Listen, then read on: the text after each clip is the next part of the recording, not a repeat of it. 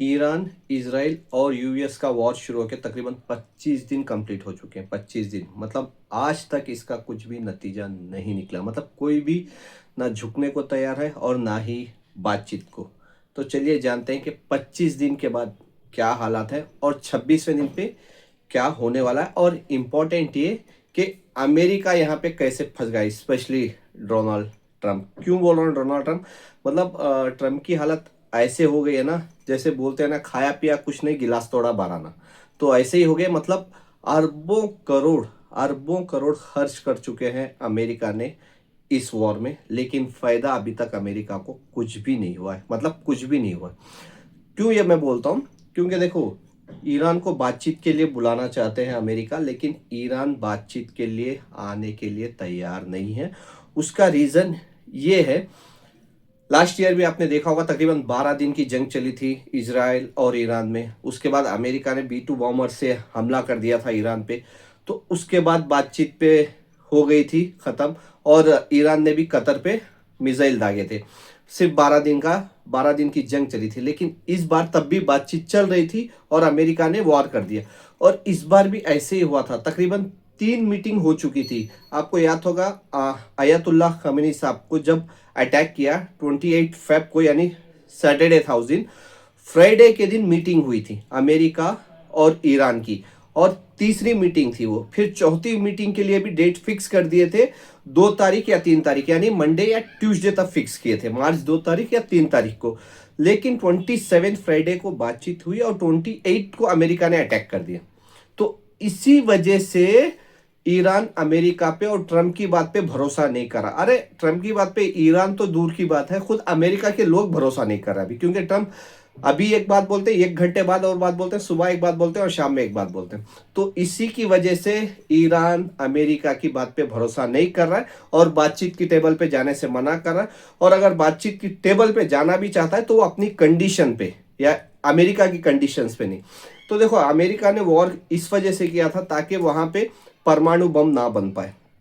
पहली चीज ईरान ने क्लियर कर दिया था कि हम लोग परमाणु बम नहीं बना रहे। ठीक है। और दूसरी चीज, वहां पे मतलब के सत्ता परिवर्तन चाहते थे, सत्ता बदलना चाहते थे ट्रम्प। और वहां पे एक ऐसे बंदे को लाना चाहते थे जो इनकी बात सुने, मतलब अमेरिका की बात सुने। अगर आप मिडिल ईस्ट में सारी कंट्रीज देख लो, चाहे वो इराक हो, अजरबैजान हो, इसराइल हो, सऊदी अरबिया हो, कतर हो, बहरीन हो, कुवैत हो, मतलब जितनी भी कंट्रियां हैं वो सब अमेरिका की बात सुनते हैं और अमेरिका के बेसस है वहां पे, सिर्फ ईरान को छोड़ के। तो वो चाहते थे कि ईरान पे भी उनका कब्जा हो, जो हो नहीं पाया है अभी तक। ठीक है। तो पहले तो वो सत्ता बदलना चाहते थे और अपने किसी मतलब जो अपनी बात सुने, इनकी बात सुनता रहे अमेरिका की, तो वैसे बंदे को पावरफुल पोजीशन पे लाना चाहते थे, जिसको सुप्रीम लीडर बोलते हैं वहां पे। तो वो हो नहीं पाया। तो उसका बाद परमाणु बम का था, उसके ऊपर अटैक किया, वो कुछ भी नहीं मिल पाया, वहां पे कुछ भी नहीं मिला। तो उसका कोई भी प्रूफ नहीं मिला, तो वो भी खत्म हो गया। तो यहाँ पे मेन प्रॉब्लम क्या है, क्यों वॉर हो रहा है? तो वॉर हो रहा है, मेन है ऑयल। आपने बहुत सारी हिंदी मूवीज में देखा होगा, पुरानी मूवीज बोल रहा हूँ, ठीक है। पुरानी मूवीज में आपने देखा होगा कि जहाँ पे भी शादियां होती है या फिर बहुत सारा सोना होता है या पैसा होता है, वहां पे आके डाकू लोग लूट के चले आते हैं। तो ट्रम्प भी यही कर रहा है। मतलब जहाँ पे ऑयल होता है ना, तो वहां पे कब्जा कर देता है। जैसे वेनेजुएला पे किया। तो वेनेजुएला पे किया कि वहां के प्रेसिडेंट या प्राइम मिनिस्टर को उठा के आ गया, उसके और उनकी बीवी को लेके अमेरिका लेके आ गए। ठीक है। वहां पे कब्जा कर लिया।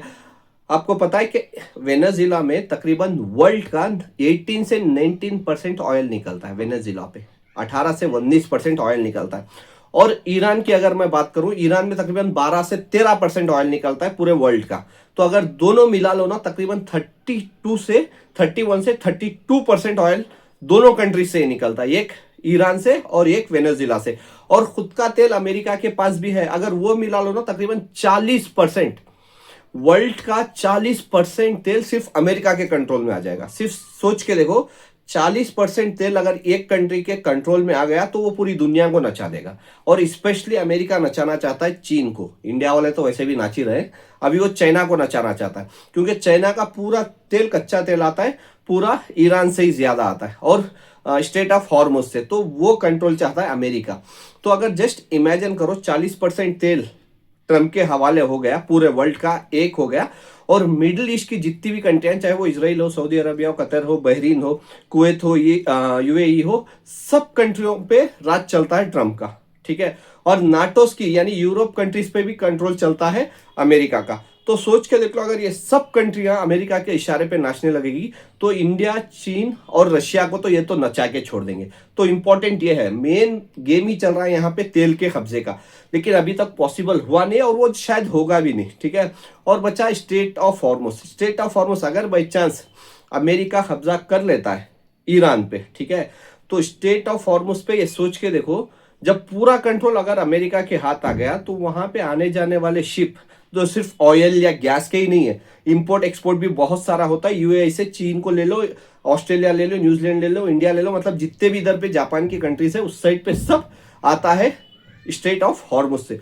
तो वहां पे हर शिफ्ट के लिए भी डोनाल्ड ट्रंप टोल बना सकते हैं। जैसे नॉर्मली गाड़ियों को जो टोल रहता है वैसा ही टोल वो वहां पे भी बना सकते हैं स्ट्रेट ऑफ हॉर्मुज में, और वहां पे भी चार्जेस फिक्स कर देंगे। कोई भी शिप जाएगा इतने पैसे हमको डॉलर्स में चाहिए, तो ये भी पॉसिबल है। तो इससे भी बहुत महंगाई बढ़ सकती है। लेकिन अभी प्रॉब्लम यह है, और ये शायद शर्त अभी ईरान भी रख दे, अमेरिका का प्लान था ये, लेकिन अभी ये शर्त ईरान भी रख दे और वहां पे ये टोल बना दे, मतलब आने जाने वाले शिप के पास से वो टोल वसूली भी कर सकते हैं। इसके भी पूरे पूरे चांसेस हैं। देखो अमेरिका यहाँ पे पूरी तरह फेल हो चुका है। इंपॉर्टेंट ये है अयतुल्ला खामेनी जी को इन्होंने जब अटैक किया 28 फेब को, तो वही सबसे बड़ी प्रॉब्लम हुई। अगर ये लोग ना इजराइल और अमेरिका मिलके मिलिट्री बेसिस पे अटैक करते या जो परमाणु बम बन रहे हैं वहां पे अटैक करते, तो ये 2 या 3 दिन में इसकी बातचीत हो जाती और सेटलमेंट हो जाता, 2 या 3 दिन में।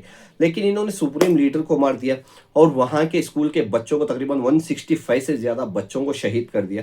तो उसके बाद थोड़ी ना वो लोग बातचीत पे मानेंगे, कौन भरोसा करेगा? खुद अमेरिका के लोग भरोसा नहीं कर रहे हैं डोनाल्ड ट्रंप पे। अरे अभी तो नेतन्याहू भरोसा नहीं कर रहे ट्रंप पे, क्योंकि अगर ट्रंप बोले तो नेतन्याहू अभी वॉर रुकाने को तैयार नहीं है। मतलब ऐसी सिचुएशन चल रही है, ठीक है। तो अमेरिका के कंडीशंस अलग थे, मतलब ये कंडीशंस थे कि वहां पे सत्ता चेंज हो जाए, कोई हमारा सुनने वाला आ जाए, ऑयल हमारे कंट्रोल में आ जाए, जैसे इराक में है, सऊदी में है, दुबई में, कतर में, जितने भी जगह पे है वहां पे अमेरिका का कंट्रोल चलता है।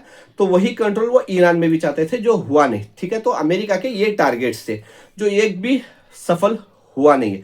लेकिन इसराइल के अलग टारगेट्स हैं। क्यों मालूम? क्योंकि देखो इसराइल और ईरान का आपसे नहीं चल रहा है, तकरीबन 47 या 50 ईयर से इसराइल और अमेरिका का वॉर का कंडीशन बना हुआ है।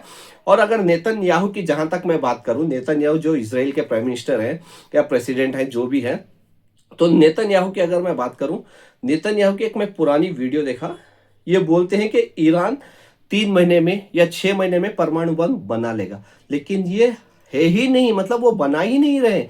क्योंकि नेतन्याहू की मैंने पुरानी वीडियो देखा, तकरीबन 95 96 यानी तकरीबन 30 साल पहले भी नेतन्याहू यही बोलते थे कि ईरान अभी 3 महीने में परमाणु बम बना लेगा, 6 महीने में बना लेगा। मतलब आपको ये वीडियोस आपको मिल जाएगी, चाहे तो यूट्यूब में आप सर्च करके देख लो। नेतन्याहू का ये नया नहीं है कि ईरान परमाणु बम बना रहा है। तो नेतन्याहू का ये भी था कि परमाणु बम जैसे ही बनेगा वो इसराइल पे हमला करेंगे और हम सबको खत्म कर देंगे, ठीक है। लेकिन ये 25-30 साल से नेतन्याहू बोल रहे हैं, ठीक है। ये आपको यूट्यूब में मिल जाएगी वीडियोस नेतन्याहू की, जो नेतन्याहू ईरान के बारे में बोल रहे हैं। तो यही मतलब ये सोच के देखो, नेतन्याहू और डोनाल्ड ट्रंप, मतलब नेतन्याहू डोनाल्ड ट्रंप को मतलब पता नहीं कौन सी बात बोल के चने के झाड़ पे चढ़ाए, जो चने के झाड़ पे चढ़ के डोनाल्ड ट्रंप नेतन्याहू के साथ मिलके सुप्रीम लीडर के ऊपर अटैक किया और उनको शहीद कर दिया, ठीक है। लेकिन इतनी ऊपर चढ़ा दिए नेतन्याहू ने डोनाल्ड ट्रंप को, अभी ट्रंप ना उतरना चाह रहे ना फिर कूदना चाह रहे, मतलब ऐसे फंस गए हैं वो चने के झाड़ के ऊपर, ना उतर सकते ना कूद सकते। तो ऐसी सिचुएशन हो गई है डोनाल्ड ट्रंप की। तो देखते हैं कि क्या होता आगे। लेकिन इंपॉर्टेंट ये है कि देखो ईरान सरेंडर नहीं हो रहा है, एक चीज, और वो अटैक पे अटैक कर रहा है, अटैक पे अटैक कर रहा है। क्योंकि जब वॉर शुरू होने से पहले ये बोल रहे थे 2,500 से 3,000 मिसाइल्स होंगे ईरान के पास, लेकिन कितने मिसाइल्स हैं सिवाय ईरान की आर्मी के कोई नहीं जानता। चाहे वो 3,000 हो या 30,000 हो, चाहे जितने भी हो, एक। और ड्रोन्स तकरीबन बोल रहे थे 50 से 80,000 है, ठीक है, ईरान के पास। लेकिन वो ड्रोन्स भी कितने हैं कोई नहीं जानता, सिर्फ ईरान की आर्मी के अलावा। तो देखते हैं कि ईरान अपनी कंडीशन, मतलब अमेरिका अगर ईरान की कंडीशन मान गया तो वो सीज फायर के लिए तैयार है, वरना सीज फायर के लिए ईरान राजी नहीं हो रहा है। तो देखते हैं कि क्या होगा। आपके हिसाब से क्या लगता है, क्या ईरान जो सीज फायर करेगा या नहीं, ये आप मेरे को बता सकते हैं। और दूसरी चीज इंपॉर्टेंट, क्या इजराइल यानी नेतन्याहू और डोनाल्ड ट्रंप ने वहां के सुप्रीम लीडर पे अटैक करके उनको शहीद कर दिया और वहां पे बच्चों को शहीद कर दिया, तो इसका सब कौन जिम्मेदार है? और सबसे बड़ी चीज मैं बोलता हूँ, वो मैं एक वीडियो पे देख भी रहा था, तो उसमें मेरे को ये बोल रहे थे कि देखो डिसीजन बुढ़े लोग ले लेते हैं लेकिन शहीद जवान हो जाते, मतलब किसी भी कंट्री के हो। तकरीबन ईरान में 2000 के करीब लोग शहीद हुए, चाहे स्कूल के बच्चे हो, पॉलिटिशियंस हो, मतलब कॉमन मैन हो, यंग लोग हो, लड़कियां हो, नए लेडीज हो, मतलब कितने लोग शहीद हुए ईरान में। और इसराइल में भी कितने लोग मारे गए हैं, मिलिट्री के भी मारे गए, क्योंकि इसराइल का ऑफिशियल डेटा आता नहीं है, क्योंकि वहां पे स्ट्रिक्ट रूल्स है कि वहां पे वीडियो बना नहीं सकते, ठीक है, वीडियो बना के पोस्ट नहीं कर सकते। अगर बाई चांस किसी ने किया तो 1 साल की सजा होगी और पेनल्टी भी अलग लगेगी। तो इसराइल का ऐसा रूल्स है। और अमेरिका के कितने आर्मी मरे और कितने अरबों करोड़ का खर्चा हो गया अमेरिका का अभी तक, जो नुकसान हुआ है, जो अमेरिका के बेसिस पे अटैक हुए हैं, जो नुकसान हुआ है, वो तो वार रुकने के बाद पता चलेगा कितना नुकसान हुआ है। लेकिन अभी तक खर्च ही हजारों करोड़ हो चुके हैं अमेरिका के, तो पॉसिबल कुछ भी नहीं हो पा रहा। मतलब ये बोल सकता हूं कि सिर्फ डोनाल्ड ट्रंप और नेतन्याहू की वजह से आज लोग सिलेंडरों की लाइन पे खड़े हैं, पेट्रोल बंक की लाइन पे खड़े हैं। हाँ, कई होटल्स बंद हो चुके हैं और हर एक चीज की महंगाई बढ़ रही है। क्यों? सिर्फ इन दोनों की वजह से, सिर्फ नेतन्याहू और डोनाल्ड ट्रंप, सिर्फ इन दोनों की वजह से आज लोग लाइन में खड़ गए हैं। चाहे वो सिलेंडर की हो, पेट्रोल की हो, या फिर होटल की लाइन हो, या फिर महंगाई बढ़ रही हो, मतलब जो भी हो, या फिर लोग जो शहीद हो रहे हैं किसी भी कंट्री से हो, चाहे वो ईरान, इजराइल या फिर अमेरिका के लोग हो। और इसमें इंडिया के भी तकरीबन 2 लोगों की मैं बोल सकता हूं कि उन्होंने भी अपनी जान गंवाई। जो लोग मिडिल ईस्ट में यहाँ पे इंडिया से जो जॉब करने आते हैं उसमें भी तकरीबन 2 या 3 लोगों की, आई थिंक मेरे ख्याल से 2 लोग शायद उन लोग की भी जान गई। तो किन लोगों की वजह से? सिर्फ इन दोनों की वजह से, सिर्फ इन दोनों की वजह से। तो आपके हिसाब से क्या लगता है, अगर ये दोनों सुप्रीम लीडर यानी अयतुल्ला खamenei जी पे अटैक नहीं करते तो क्या ये इतना बड़ा वॉर छिड़ सकता था या नहीं? आप मेरे को कमेंट्स करके बता सकते हैं। Bye, take care.